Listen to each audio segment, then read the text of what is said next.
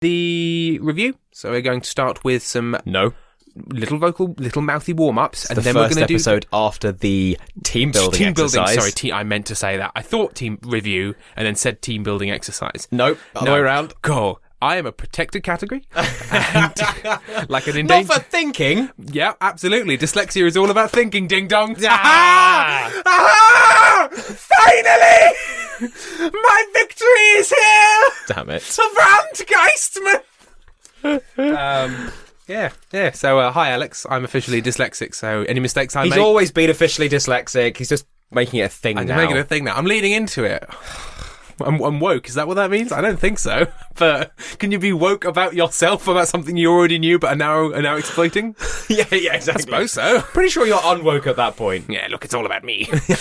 Look, I am the most derided member of society, the idiot. And we have our time now. We're in government now. That's very unfair to dyslexic people. Satire. Very unfair. What, you mean my people? Yes, your people. I speak for them all. Every single one. I think Alex might also be dyslexic, so we'll let him get back to you on that one. Yeah, well, he's one of the splitters. He's one of the intelligence. The one thing they've said is they hate right angles. It's got 4, hasn't it? Yes. I've got an idea. What happens when you glue 2 pyramids bottom to bottom together? You do get rid of the right angles. No, I've just realised you don't, because yes, you do. There's still a square. Oh yeah, and the middle. Yeah. This isn't a good. Hang on, wait. Look, I know what we're telling is that the Meredith brothers don't really know much about geometry. Oh, shapes. So I think my first question for the two of you is what do you think a planet is? That sounds like a trick question, and I'm I was going to say that. Pretty sure I know the answer. Every question I ask is going to be a trick question on some level, guys.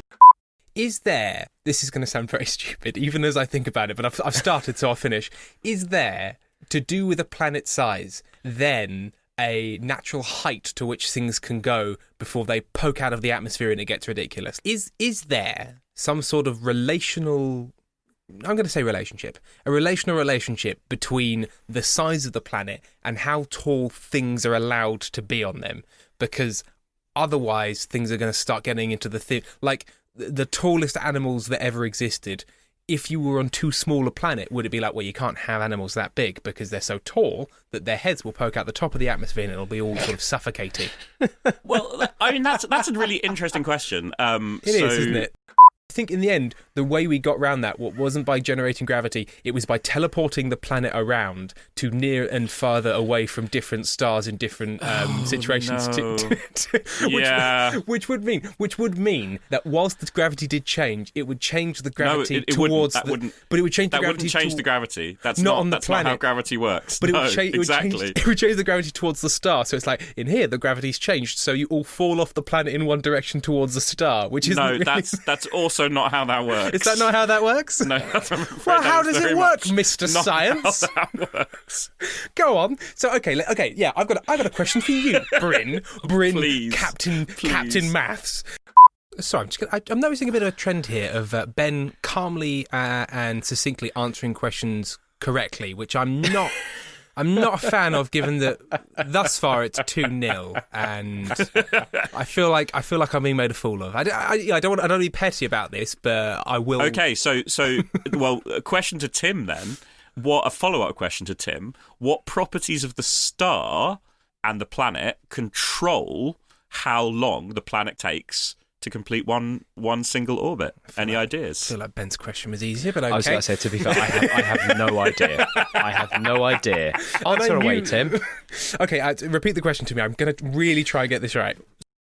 Tim, yes. Consider the graph friend.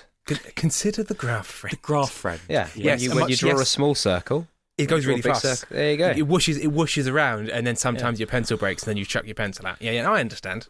I'm glad. Thank you, Ben, for bringing it down to my level. Sure. A planet is very, very large. There are a lot of accountants. How big are these robots? There are loads of them. How much heat is each robot generating? They're regular accountant size. Let's say 5'8". They're not really tall, because otherwise they wouldn't have been accountants. So they're about 5'8". Apologies to any accountants listening. You're very average in height. They're about 5'8". You take that. You averagely heighted people. So they're about 5'8", 180 pounds. I don't know why I used pounds. I have no idea how heavy people are in pounds. 12 and a half stone, let's say. Sort of regular accountants. Sure, But there are millions of them. Millions of them, like crowd, like passenger pigeons in pre-19th century America.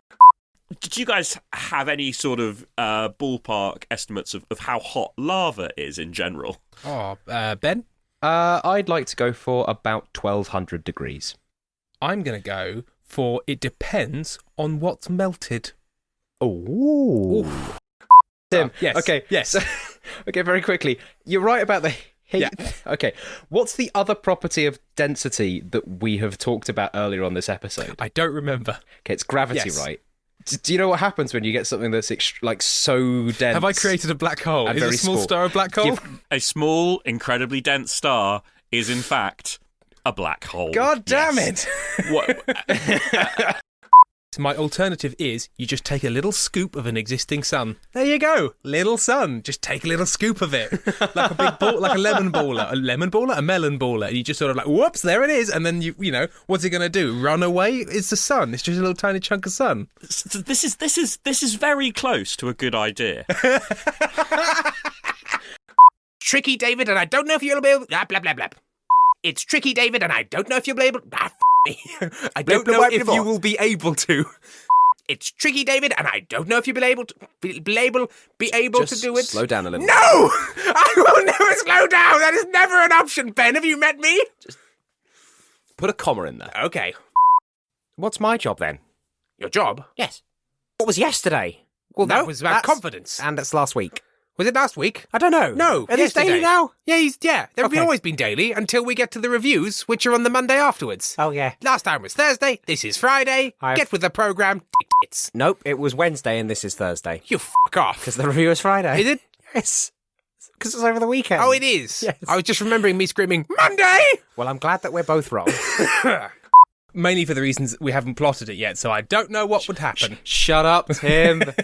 Keep it behind the curtain. It's like no one knows we have no idea what we're doing. Look, I've got an incomprehensible page of notes somewhere which should serve. I'm pretty sure that's how you function, and also how Stellar Firma functions. So, Yep. A hypothesis, as Ben says, or when you think a thing might be a thing, as Tim said, is I'm more intelligent than I fundamentally sound. I swear to you. Please believe me. So I'm subtracting a point from Tim there Oh, no! because we covered this last time. Anything that is equally dense to a black hole is what, Tim? It's also a black hole. Is also a black hole.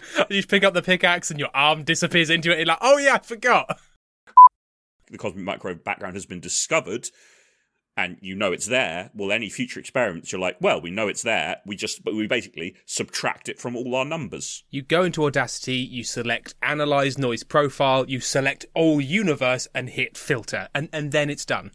I'm actually going to give you a point for that. Yes. Because it is almost exactly the same process. Yes. Bucket of lava in a walk-in wardrobe. Do I survive? Probably not. Really? Just a Probably not. bucket?